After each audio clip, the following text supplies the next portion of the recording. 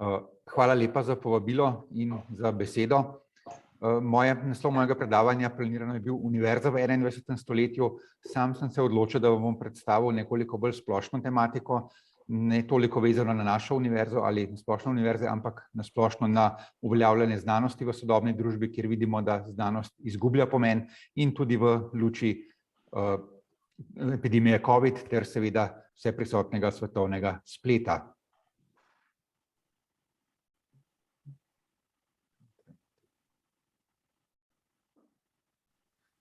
Tako da naslov mojega predavanja bi dejansko bil znanost in znanstvena metoda v času COVID-a in svetovnega spleta. Tale gospod na levi, upam, da ga poznate, to je Francis Bacon, filozof iz 16. 17. stoletja, ki velja za utemeljitelja znanstvene metode in po njegovi zaslugi se znanost v zadnjih 500 letih od časa renesanse, ko se je začel ponoven vzpon znanosti v Evropi, dejansko razvila do te neslutenega razvoja, ki smo mu priča v 20. in 21. stoletju. Seveda znanost se je začela mnogo prej, nekako za začetke znanosti smatramo staro Grčijo, čeprav seveda je ljudi zanimala narava, kako delujejo naša telesa, kako delujejo živali, zakaj sveti sonce in podobno že mnogo prej, ampak nekako smatramo antiko za začetek znanosti, pri čemer je bil pa velik problem v antiki to, da niso preverjali svojih opazovanj s poskusi, ampak so vse zaključke temeljili na opazovanjih in zaradi tega je bilo marsikaj tudi narobe. Ob ponovnem zanimanju za vzpon znanosti v času renesanse pa sta najprej že omenjeni Francis Bacon na zgornji sliki in za njim potem René Descartes, znani francoski filozof in znanstvenik, uvedla znanstveno metodo, ki je privedla do tega, da smo lahko poleteli na Luno, da se danes vozimo z avtomobili, uporabljamo GPS-je, imamo LED žarnice v stanovanjih, pa tudi do hitrega razvoja cepiv za bolezen COVID. Kot sem že omenil, v stari Grčiji je bila težava, da so se preveč zanašali samo na opazovanja, dejansko njihova znanost je delovala na temelju opazovanja in iz tega sledi rezultat. To pa sta potem, kot rečeno, Francis Bacon in René Descartes spremenila, ko sta postavila osnove znanstvene metode, da iz opazovanja postavimo znanstveno vprašanje, iz tega postavimo hipotezo, hipotezo preverimo s poskusom, iz tega naredimo zaključke in šele potem pridemo do rezultata.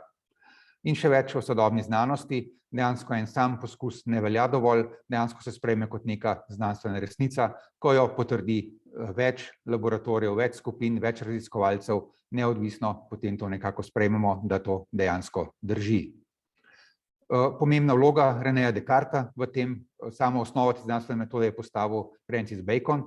Zelo pomembna vloga Renéja Descartesa je bila pa, da je v to vključil skepticizem.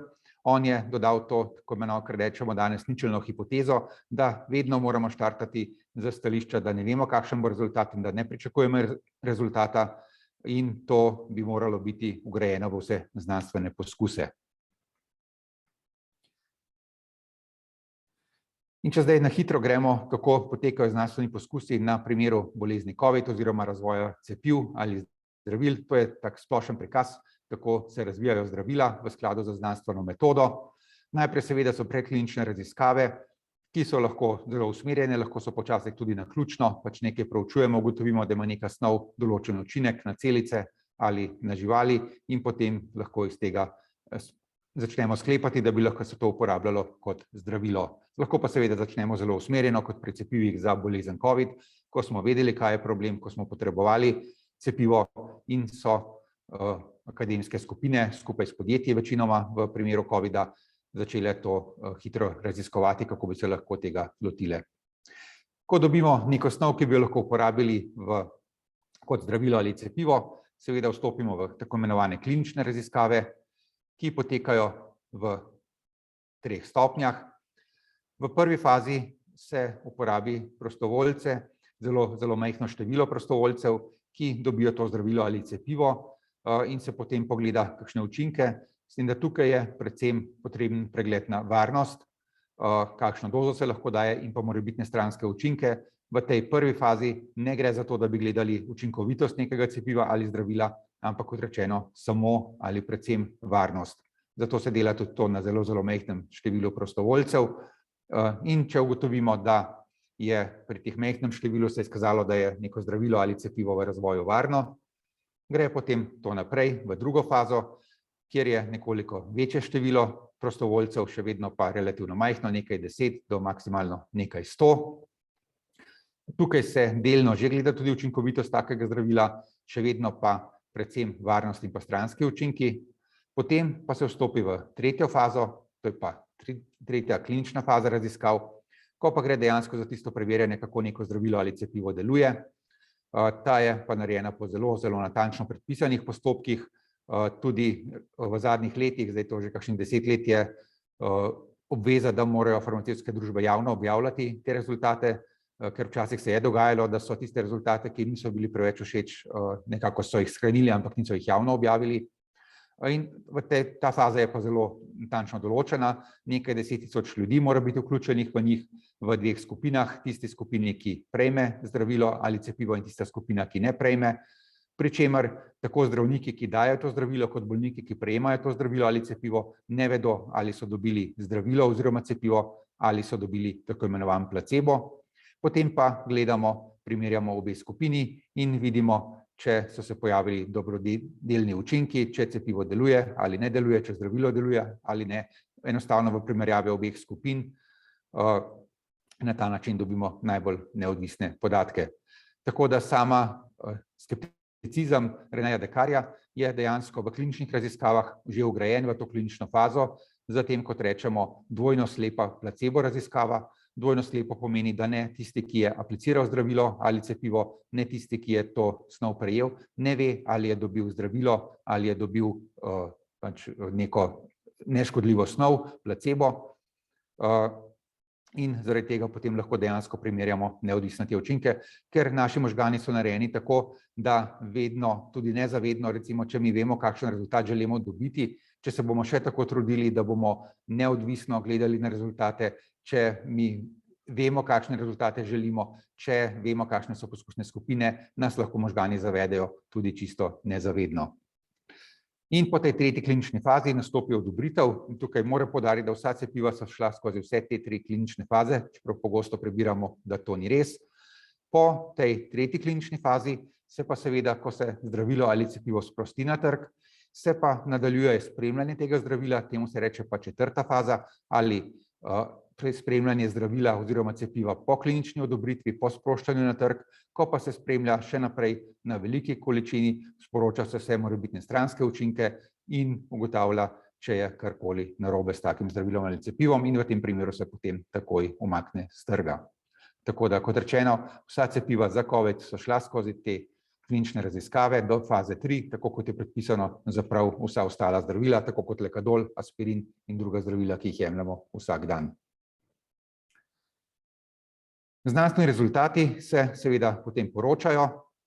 Včasih je bilo to večinoma v znanstvenih knjigah, danes je bolj pogosto, vsaj na naravoslovju. Na naravoslovju so še vedno pomembne tudi knjige, v znanstvenih knjigah in pa v znanstvenih revijah, kjer se trditve preverjajo.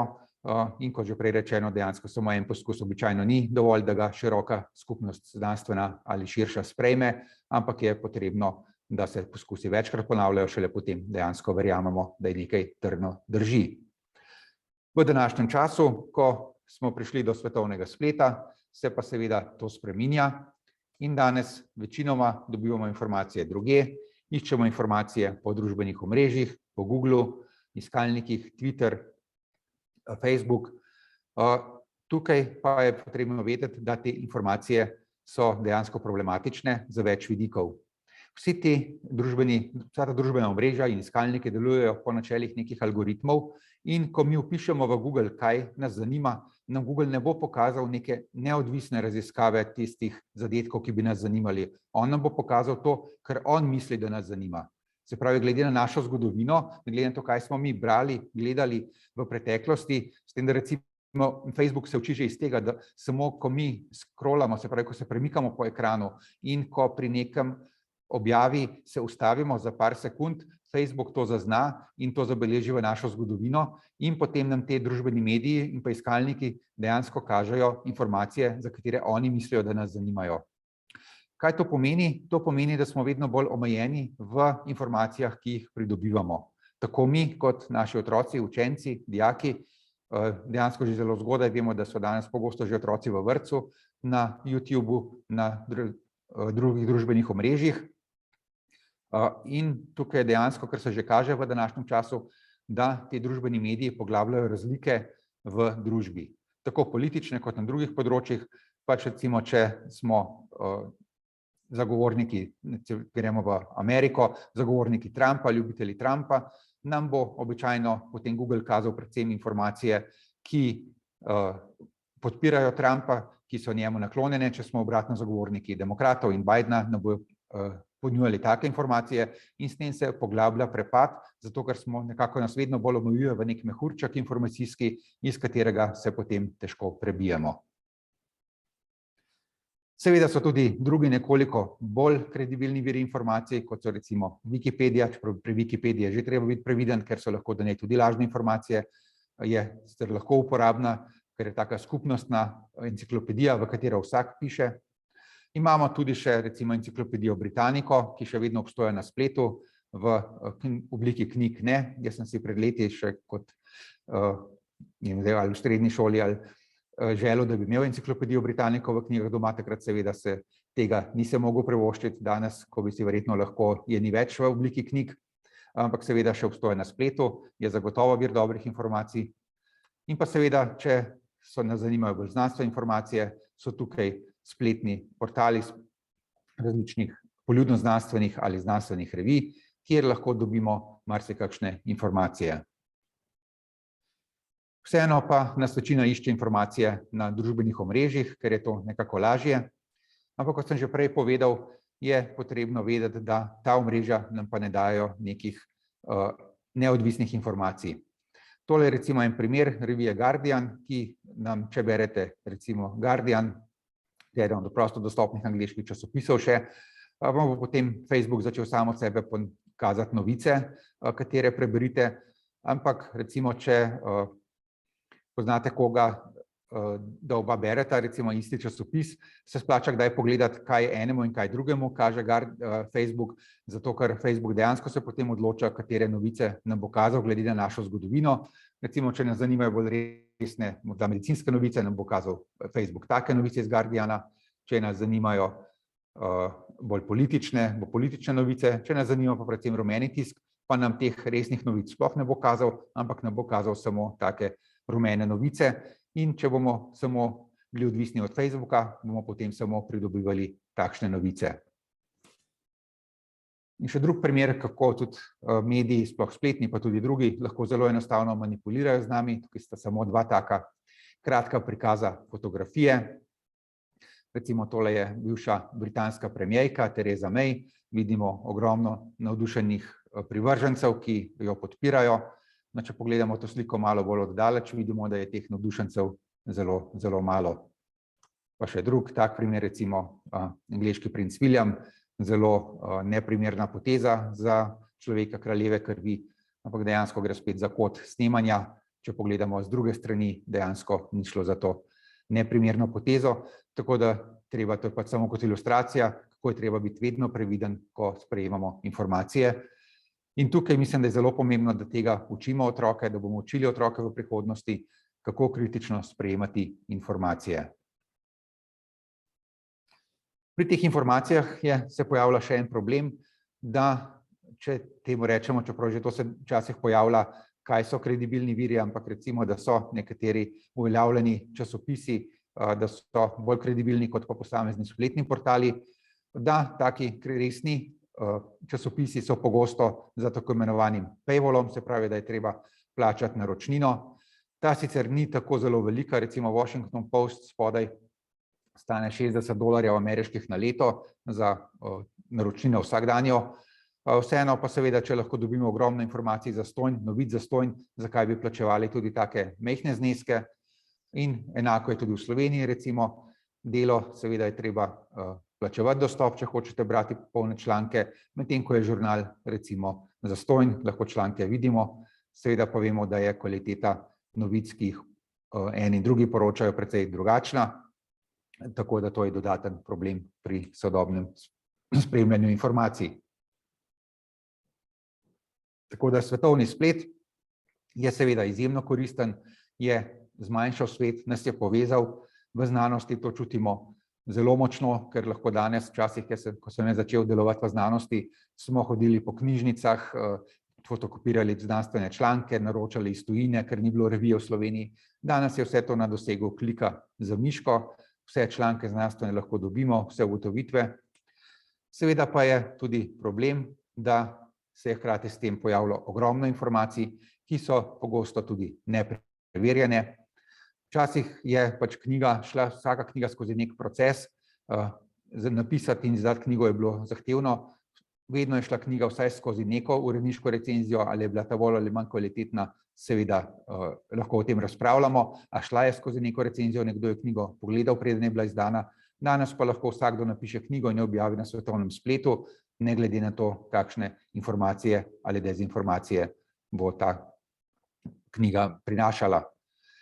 Tako da glavni izzivi, ki so danes za informacijsko družbo, niso to, kako priti do informacij, dejansko je problem, kako preverjati informacije in kako selekcionirati informacije.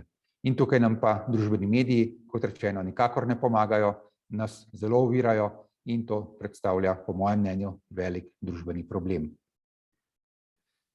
In mislim, da je to ena glavnih nalog za prihodnja leta in desetletja, da bomo dejansko digitalno pismenevanost začeli uvajati v šole na vseh nivojih in skupaj od vrtcev, osnovnih šol, srednjih šol in pa univerze. Mislim, da bo to, kot sem rekel, eden glavnih izzivov, kako otrokom, učencem privzgojiti to zavest, kako kritično pristopati do informacij, kako razmišljati kreativno, kako upoštevati, kaj je stroko, ker vidimo, da se danes pomen stroke v družbi izgublja. Nihče več, ali ne nihče, veliko ljudi ne zaupa več stroki znanosti in tukaj bomo mogli močno spremeniti naš odnos do vsega tega, da bomo prihodnje generacije dejansko zapeljali v družbo znanja, o kateri tako veliko govorimo, pa se mi zdi, da morda, če sem malo kritičen, da postajamo vedno bolj družba neznanja, ne pa družba znanja, kljub vsem virom, ki jih imamo na voljo danes.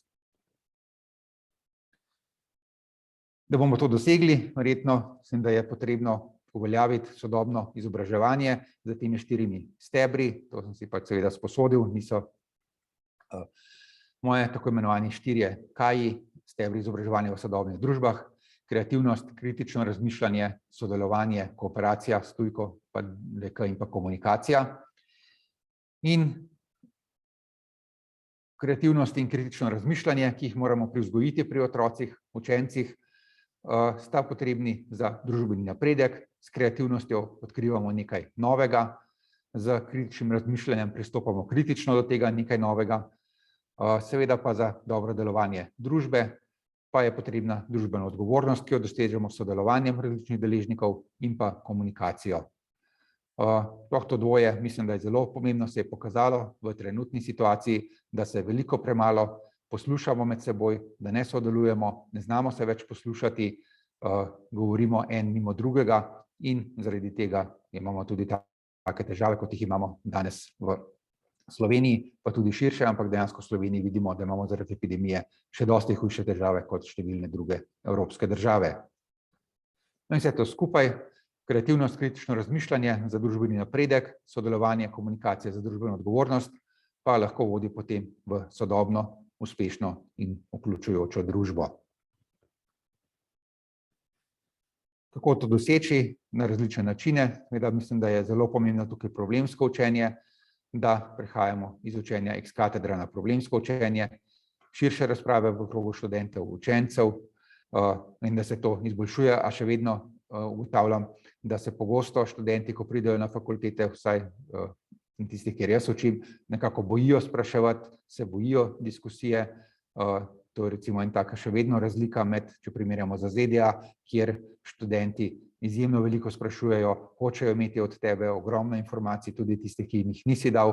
Pri nas pa pogosto čakajo, da jim vse ti poveš in jih moramo prav spodbujati na predavanjih, da kaj vprašajo ali da kaj odgovorijo, ko jih med predavanji sprašujemo. Treba je naučiti reševanja problemov. Tukaj mislim, samo imam 2 osnovnošolca, tako da mislim, da se spreminja poučevanje, tako da gre v smeri teh sodobnih trendov, seveda so pa še odprte poti za še nadaljnje izboljšanja. Potem pa treba seveda iskanje informacij, na kakšen način se išče informacije, kaj so tiste informacije, preverjanje virov informacij, vse to moramo naučiti sodobne učence, kritičen pristop do informacij in pa mogoče v zadnjih letih, da je bilo v naši družbi, ko smo prehajali iz socializma v tak grob neoliberalizem, da smo preveč poudarjali to tekmovalnost, da moramo začeti ustvarjati več želje po sodelovanju, več sodelovanja. In tukaj absolutno ne pravim, da je to problem šol, mislim, da je problem v veliki meri tudi staršev, ki spodbujajo to tekmovalnost in to moramo tudi nekako preseči, če želimo delovati kot smo rekli, sodobna, uspešna in tudi vključujoča družba. Za konec bi imel samo 3 primere, kaj povzročajo take nepravilne informacije. Recimo najprej se bom ustavil pri tejle, ki še vedno kroži, tudi ko smo delali anketo na univerzi, je mislim, da okrog 95% študentov reklo, da se ne bo cepilo zato, ker cepljenje COVID povzroča neplodnost. To je šlo iz ene nepremišljene izjave enega slovenskega zdravnika, ki je javno izjavil. Dejansko naslednji dan se potegnil nazaj, povedal, da je bila izjava nepremišljena, nepravilna, neresnična, vendar seveda to ni pomagalo, ker se je medtem razširila kot vihar po družbenih omrežjih. Zakaj je dejansko šlo? Sama izjava se je nanašala na eno izjavo o imunološki sterilnosti in je šlo za menjavo besed, sinonim sterilnost se uporablja tako za neplodnost pri ženskah ali moških, uporablja se pa tudi v imunologiji, ko rečemo, da doseže recimo neko cepivo 100% zaščito, je to imunološka sterilnost. Sterilnost pomeni v mikrobiologiji, da odsotnost vseh bakterij, recimo, če steriliziramo neko površino, kirurške inštrumente, pomeni, da ni na njih nobenih bakterij oziroma mikroorganizmov več. No in iz enega članka o imunološki sterilnosti je ta gospod Pušenjak prevzel to, da bojo cepiva povzročala sterilnost.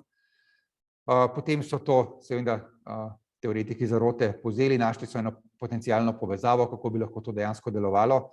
Namreč v naših genomih se nahaja številni ostanki retrovirusov, to so ene druge skupine virusov kot koronavirusi. Retrovirusi so posebna skupina, ki se svojo DNK vgradi v našo DNK in v naših genomih, pa tudi v genomih živali se nahajajo številni ostanki takih virusnih genomov. In en tak gen smo sesalci posvojili nekako in ga danes uporabljamo pri posteljici, ko se posteljica v razvijajočem se zarodku vgrajuje v steno maternice, pomaga ta gen imenovan sicitin, ki prvotno dejansko izvira, ampak to že nekaj 10 milijonov let nazaj skozi evolucijo, izvira iz enega retrovirusa. Seveda, virusi so zelo različni, tako kot smo ljudje, živali med seboj zelo različne, imamo veliko skupino živali, tako tudi virusi niso samo eni virusi, tukaj so primer teh skupin virusov, retrovirusi, koronavirusi so popolnoma različni virusi in koronavirusi nimajo nobene beljakovine, ki bi bila tudi nadaleč podobna temu sincitinu, tako da tukaj dejansko ni nobene nevarnosti, da bi do tega prišlo, to so pokazale tudi številne raziskave, ampak kljub temu, da je bilo to mnogokrat zanikano, seveda se še danes soočamo s tem argumentom, da cepiva povzročajo neplodnost.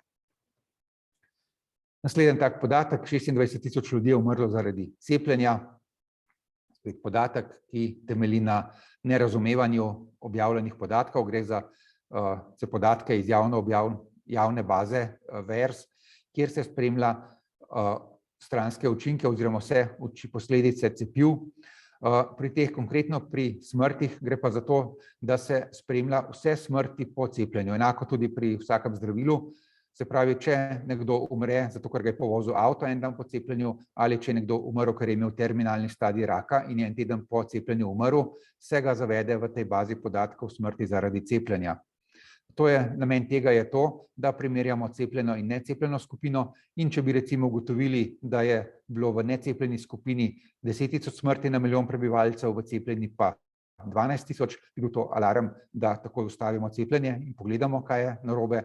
Če je pa v obeh skupinah enako število mrtvih, je pa to jasno, da je to zaradi drugih vzrokov so vse te smrti in to ni posledica cepiva. No, in tukaj gre ravno za to, dejansko ni nobene razlike, da bi več ljudi umiralo zaradi cepljenja. Seveda je bilo par nesrečnih primerov, tudi v Sloveniji smo imeli 2 taka, ampak na splošno, ko gledamo smrtnost, zaradi covida je umrlo mnogo več ljudi in dejansko gre spet za napačno interpretacijo podatkov. V teh 26.000 ljudeh so vsi, ki so umrli, pa ne zaradi samega cepljenja. In pa še tretja, zdaj ta je pa tako zelo diskutabilna, pa za tiste, ki se ukvarjamo z znanostjo, virus ne obstoja ali pa virusi sploh ne obstojajo. Imamo številne dokaze, tole so recimo slike iz našega inštituta za mikrobiologijo, kjer so posneli z elektronskim mikroskopom virus, ki ga gojijo v njihovih prostorih, tudi mi na veterinarski fakulteti, ki sodelujemo pri enih raziskavah cepiv in pa zdravil proti covidu, smo potem od njih dobili ta virus. Lahko vidimo, kaj ta virus dejansko naredi celicam v celični kulturi, jih uniči. Tako da tukaj pač virus obstoja, imamo trdne dokaze, da to obstoja, seveda pa nekaterih nikoli ne moremo prepričati. Čisto na koncu še take primerjave, zakaj prihaja do takih razlik v boju proti epidemiji. Če pogledamo v začetku, so bile najbolj uspešne, preden smo imeli cepiva, so bile najbolj uspešne države za družbeni ukrepi, recimo Skandinavija, Nemčija, Nova Zelandija, Izrael, ker so države, ki imajo visoko družbeno zavest, solidarnost in so ljudje nekako razumeli, da morajo sprejemati ukrepe v dobro celotne družbe in so bile te države v tem primeru boljše. Ko se je pojavilo cepljenje, pa nekatere države se tukaj prekrivajo, nekatere so se pa zamenjale. Recimo še vedno je tukaj Skandinavija, ki je na obeh področjih izjemno uspešna zaradi njihovega razmišljanja. Pred nekaj tedni je bil en tak zanimiv pogovor na portalu RTV Slo z enim danskim družboslovcem, ki je razlagal, da seveda tudi na Danskem se ljudje ne strinjajo z ukrepi, ampak oni se zavedajo, da demokracija deluje in bodo to izrazili na naslednjih volitvah, ne bodo pa zaradi tega ne spoštovali ukrepov in protestirali. Na novo recimo sta pa Velika Britanija, Portugalska, Španija.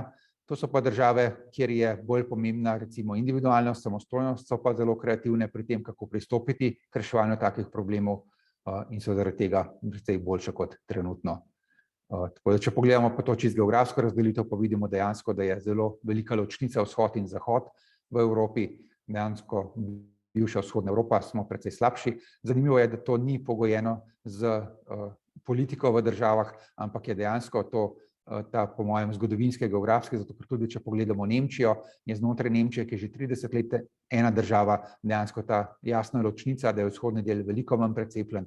Saška, Turingija imata zelo nizko precepljenost, medtem ko imajo mnogo višjo zvezne države, ki so bile del Zvezne republike Nemčije. Tako da jaz bi zaključil s temle stavkom: znanost ni resnica ali dogma, znanost je iskanje resnice in če znanost spremeni svoj pogled, ne pomeni, da je prej lagala, pomeni, da se je naučila nekaj novega. In v tem kontekstu tudi bi mogoče dodal še to, da se mi zdi, da je bila ta epidemija do neke mere izgubljena priložnost, ker pogosto, sploh v začetku, se je pogosto govorilo, saj vidite, da znanost ne deluje, se ves čas spreminja svoja mnenja. Ja, to je dokaz, da znanost deluje, zato ker, kot rečeno, znanost ni dogma in sploh pri novi bolezni, pri novem virusu, ki se je šele pojavil, smo se ves čas učili, zato je znanost seveda spreminjala svoja mnenja, ker ni dogmatična. In tukaj bomo mogli vsi vložiti svoje napore, da bomo ponovno v javnosti, v splošni družbi to privzgojili, to zavedanje, kaj je znanost, kako znanost deluje, da bomo dejansko lahko postali družba znanja. Tako da s tem bi jaz zaključil. Hvala lepa. Če je kakšno vprašanje, pa z veseljem.